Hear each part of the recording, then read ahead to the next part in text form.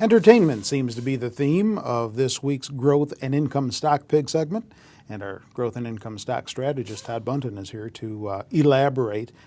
Entertainment, kind of a loose description for these two companies, Sure. one more entertainment-oriented than the other, but we'll go with the first one, Mattel, global toy leader. I guess that's kind of entertainment. Yeah, absolutely. Well, for kids, of course. Yeah, they have a lot of popular brands. The Barbies, they're probably most iconic brand. They also own Fisher-Price, and they have Hot Wheels, Power Wheels, but also Monster High and American Girl. Yeah. People might not know that they own American Girl, but that's been on fire lately. I'll get to that in a little bit. A little over half their sales come from overseas, so they are a global toy company right now. And they delivered a very solid earnings beat on October 16th. We saw a 6% increase in net sales, 3% domestically, but 9% internationally. So they are growing in the emerging markets. And that was led by growth in the American Girl brand, about 20% year-over-year sales in American Girl. But also they saw stabilization in their core brands of Barbie and Fisher-Price, which had been kind of weak. They were a drag on them the last quarter, but it seems like that's stabilizing. So if you can get the core brands to stabilize and get the American Girl and the Monster High to surge, then that means a lot of good things for Mattel. If you take a look, margins expanded in the quarter as well, and that led to very solid profit growth. And that prompted analysts to revise their estimates significantly higher for both 2013 and 14, sent it to a Zacks rank of 2, which is a buy rating. So very good earnings momentum right here. And if you look at consensus estimates, analysts expect about 10% earnings growth this year and 10% growth next year.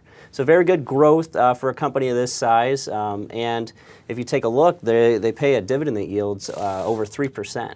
So they pay a dividend that yields 3.2%, and if you look back over the last 10 years, they've increased their dividend at a 14% compound annual growth rate. So very fantastic dividend growth to go along with the earnings growth here, good yield, and all that at a pretty reasonable price. They trade about 15 times forward earnings. That's below the industry multiple. So there's some value to go along with the good growth and income metrics here. Okay. Then there's Regal Entertainment Group, and they are an operator of theaters. Yeah, one of the largest movie theater chains in the U.S. They have 575 theaters in 42 states. They're also in the District of Columbia and some U.S. territories out in the Pacific. But they delivered a very solid positive earnings surprise on October 24th. And that was led by strong box office performance. So if you think about it, a movie theater company has a lot of fixed expenses, right? They have to pay rent on their big screens and everything like that. So the more seats they fill up, that's a lot of profit that moves to the bottom line. So they have good operating leverage when they fill those seats, and that was on display last quarter. And that prompted analysts to revise their estimates significantly higher for both 2013 and 14 after the beat. If you take a look at consensus estimates, you can see that they're moving in the right direction. Now, the two biggest factors in the Zacks rank are the agreement and magnitude of consensus estimates, and analysts almost unanimously raised their estimates for both 2013 and 14, and the magnitude of that raise was pretty significant, and that's why it's a Zacks rank of 2. So good earnings momentum here. If you look at consensus estimates, analysts expect about 12% earnings growth this year, 5% growth next year. So good solid growth here. Along with that, they pay a dividend that yields 4.2%.